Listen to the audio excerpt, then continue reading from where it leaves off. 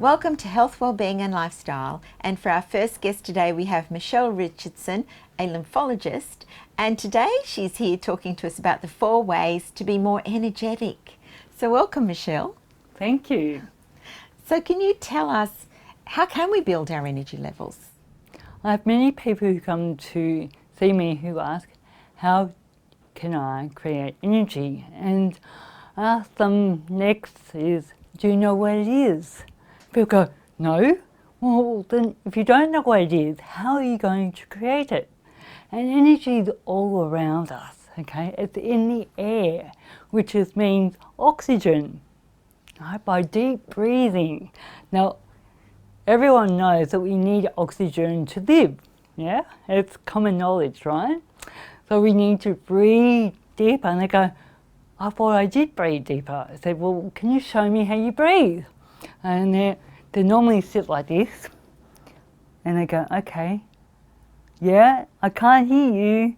And I go, can you stand up or sit up straighter? Ah, now you're opening your chest. And where does the oxygen have to go to? Oh, I don't know. In the bottom of your lungs.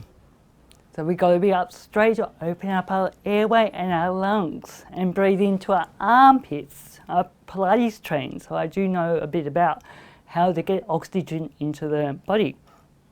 And then I said, and most people can't even breathe out for 2 seconds.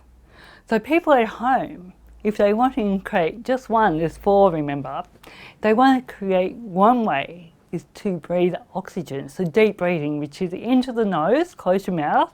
Right, okay, you ready? Up nice and tall. Open up the lungs. Breathe in through your nose. Close your mouth. Open your mouth like fogging a mirror.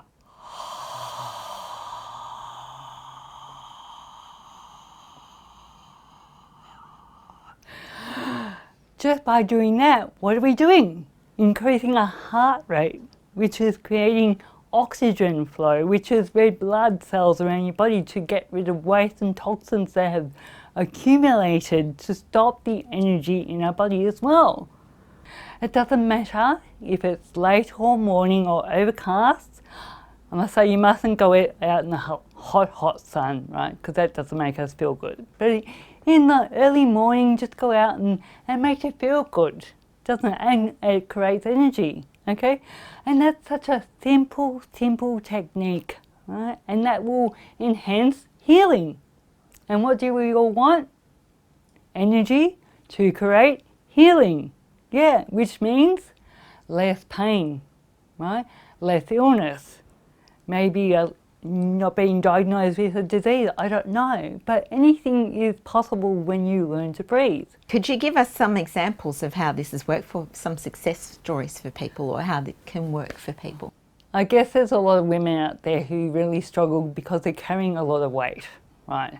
And just carrying, you think you're carrying an extra 5 to 10 to 20 or maybe 50 kilos, that's a lot of stress. So you tend to close down, your abdominals tend to crunch in, your lungs close in. And I have women who come and just, I make them feel good. It's not about finding a fix for them or anything like that, because they can fix themselves by doing a few simple tips. One is oxygen, I just shared with you, and by doing this regularly, right, they start to feel better. That's amazing, and with that, they lose weight, they feel better about themselves, and happy days, and so many and it's a simple technique as well. So lots of stories. What's another one? A young lady came to me and she was in pain, and with hip and knee, and because I am also Pilates trained, I worked out her posture was incorrect. And because we get in habits and we walk to compensate for that pain, we're actually doing more damage. So then what do? Close up into our lungs and we sit forward. We don't want to get up and walk, and that's a no-no. We actually have to get up straight and walk so we get oxygen, and then the oxygen can take away the waste that's built up around the, say, sore knee or sore hip, to replace it with oxygen so the body starts to repair. And as you were saying earlier, with the 4 ways of doing that, then the other way is... Well, the other ways was bouncing, massage, and creating energy. And they're all related by bouncing. And we suggest people that they get on a trampoline. And that activates the lymphatic system, which starts in the calf muscle, right? Which then gets all your systems activating at once. Then you start to breathe because you need to breathe oxygen to bounce up and down, and it's just a great feeling. And the fourth one actually is massage. Now this is a very interesting topic because people don't often know, well, what is massage or how do you create energy through massage? Well, it's a very light touch. Okay, and they've done lots of research throughout the decades about how the energy from one person's hand to another person's hand or body creates electric shock. You've been around people and you get, oh, you're shocked, right? Because we are all energy. You know, you've been in a room with someone or a group of people and you feel amazing. So that's how energy creates the body. So 4 ways to activate the body is oxygen, deep breathing. Like I said, breathe into the bottom, breathe into your nose and breathe out like fogging a mirror. Second one is rebounding or movement, jumping up and down. Third one is massage, stroking the body. Just, you know, when you've got elderly parents or anyone who just wants to feel good, what do? Massage their back. Give them a stroke down the arm, right? That's moving out the toxins that are making us feel bad, yeah? And the fourth one is energy, which is in us anyway, right? The frequency of the cells, which vibrate through everyone that we know, like I just explained before, is when you're in the room with someone, you feel good. Follow the 4 steps of activating the lymphatic system, and you know what? That's hardly spoken of. If you're in surgery or top positions, they'll know what it is, right? Thank you so much, Michelle. And what would you say would be your absolute top tip for our viewers to take with them today? To stand up tall and breathe deeply. That creates the energy inside you, vibrates the cells. To activate all the systems, your blood system, your nervous system, it calms you down. Just to breathe. I guarantee you'll feel different the minute you go back or walk back into that room or back into that meeting, whatever situation you're in. Thank you so much, Michelle. And for more information on Michelle Richardson and 4 ways to be more energetic, then please go to her webpage on our website, healthwellbeingandlifestyle.com.au. We'll see you after the break.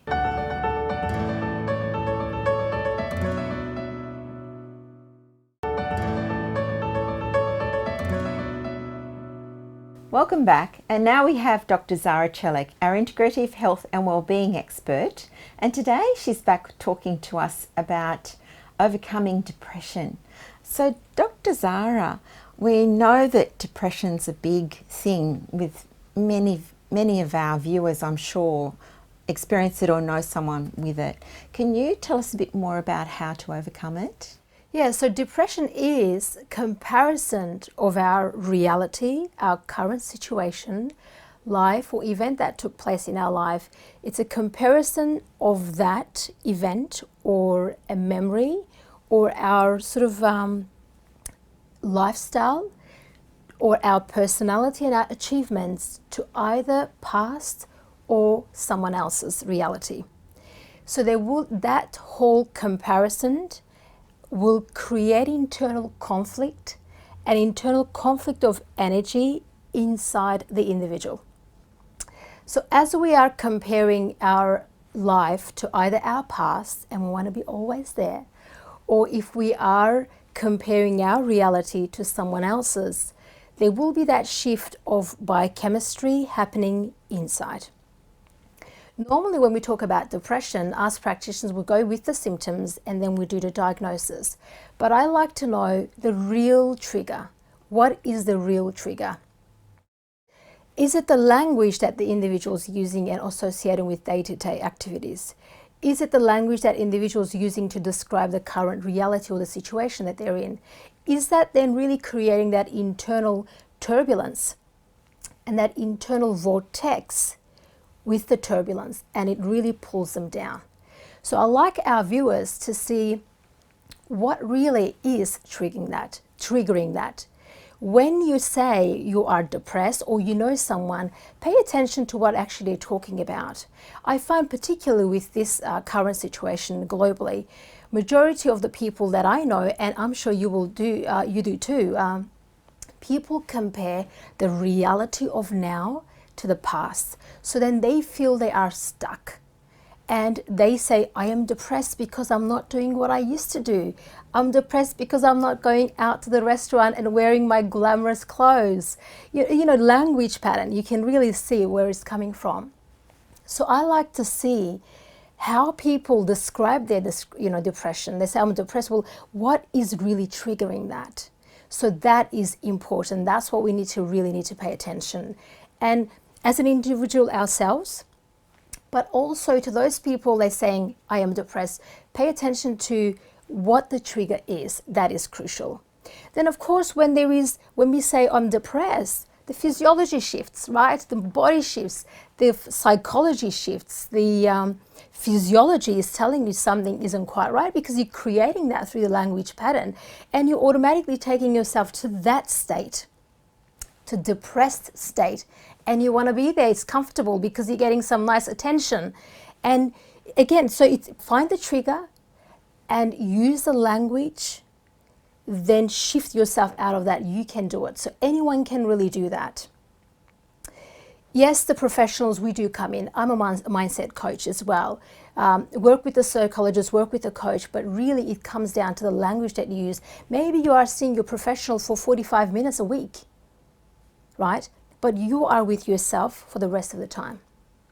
Then how do you talk to yourself? How do you shift yourself out of that state of being? So that's what I would like people to pay attention and stop comparing themselves to other people and compare their current situation to their past. And that's the key to overcoming depression. It's a huge topic, isn't it?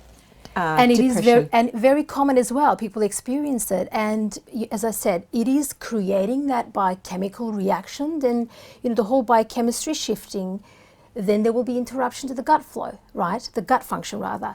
There will be also imbalance in the nervous system. Remember, I talked about our nervous system, how big role it plays, especially when we say I am depressed, I'm not happy, and this. It creates that imbalance in the autonomic nervous system. So the parasympathetic nervous system is down-regulated. The sympathetic nervous system is up-regulated. We're constantly running away from something. It's the fight and flight kicking in. So what does that do?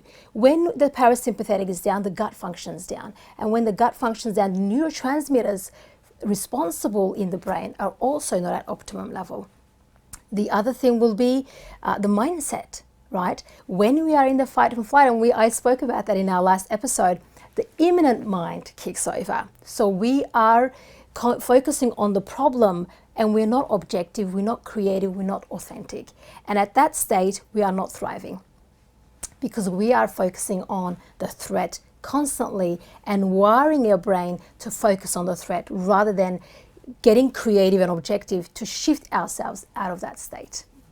So what would your best advice be for our viewers before we go to the break today?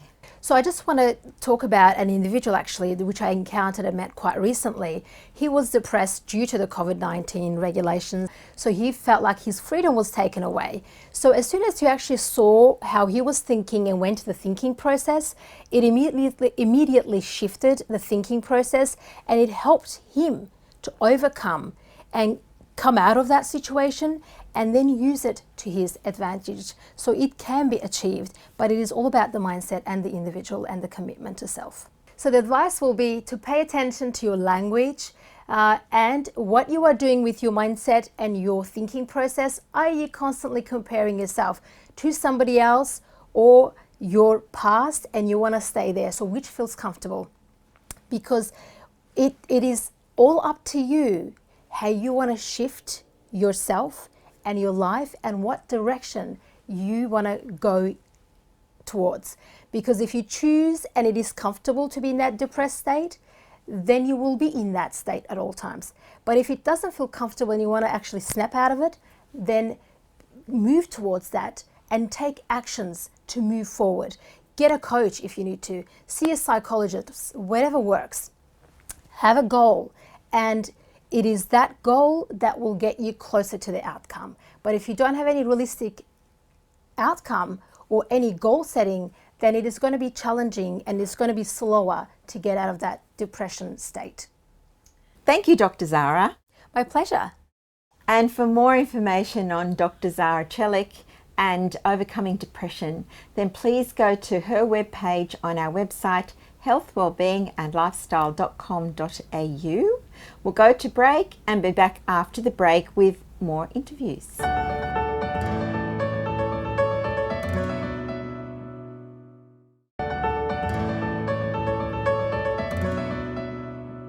Welcome back, and now we have Steve Hall back with us as part of the series on living a life of value and meaning.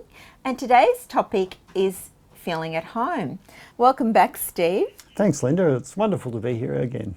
And today you're talking about feeling at home. So how important is it to feel at home? Linda, it's so important, and I love this topic because it sums up in a feeling, I think. It's what I think of as home feels like. Home is a sense of belonging. You know, you really identify with where you are, and you know, it's the core of our being. You know, we've learnt who we are and why that's important, but it's also important to understand where we fit in, where we belong, where we feel at home. It doesn't have to be, you know, exactly the home you grew up in, but you need to feel at home somewhere, so it's hugely important. And why is it important in today's world, do you feel?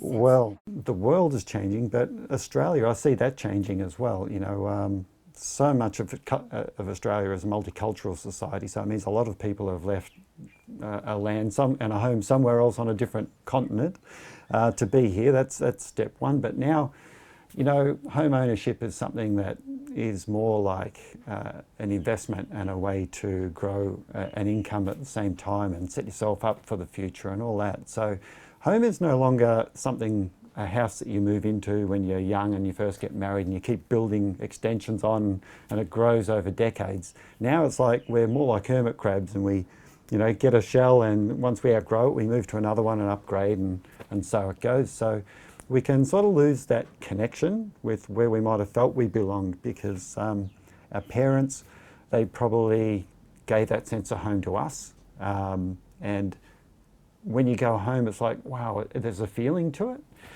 But later on in life, when you get to middle age or older, you know, your parents sooner or later are going to pass away, and you'll be challenged. And it's like, you could be searching for meaning and a belonging, and something's missing, you're not sure what, and it's this connection, this feeling of home. So it's really important that we got somewhere we can identify with it, as well as identify who we are. And that goes full circle.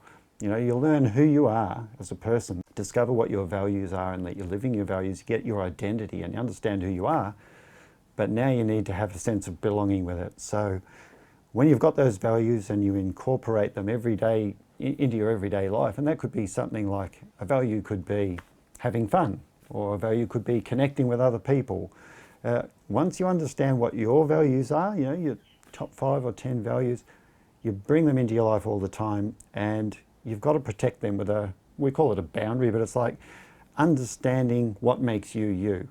And so then you can disassociate yourself with any drama going on in life. You don't take on all the drama that's happening around you. You know who you are, and you can look at it and you can feel separate to it. It's like, I understand who I am now. There's drama there, there's someone in trouble. I can help them, but I don't have to get involved. I don't have to wear and take the responsibility of everything that's going on. I just take what's in my control. So doing that creates a sense of home in yourself. You start understanding who you are. And when you know that, you feel a lot more powerful, a lot more stable in life.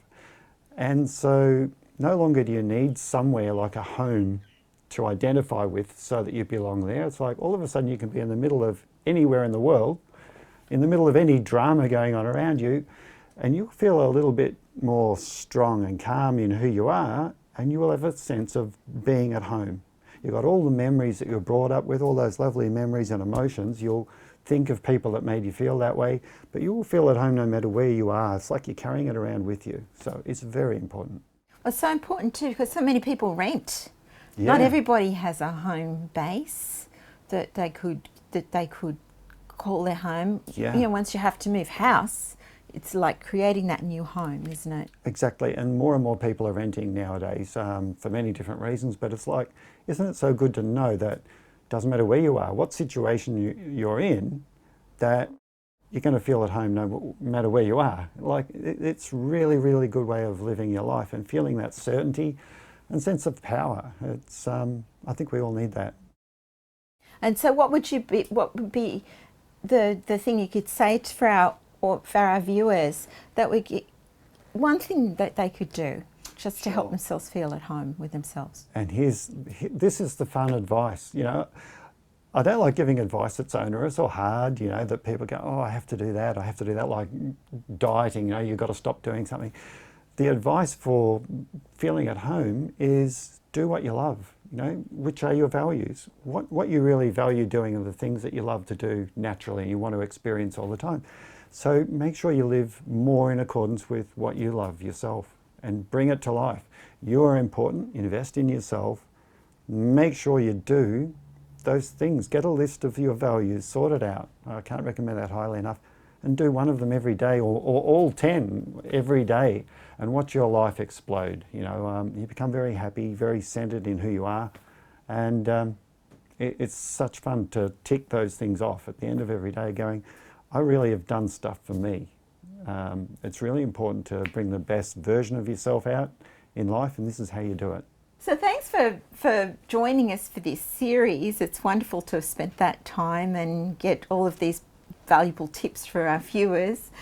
And we'll finish the show for today and we'll see you next time. So if you have any more information on Steve Hall and living a life of value and meaning, then please go to his webpage on our website, healthwellbeingandlifestyle.com.au. And we'll see you next week.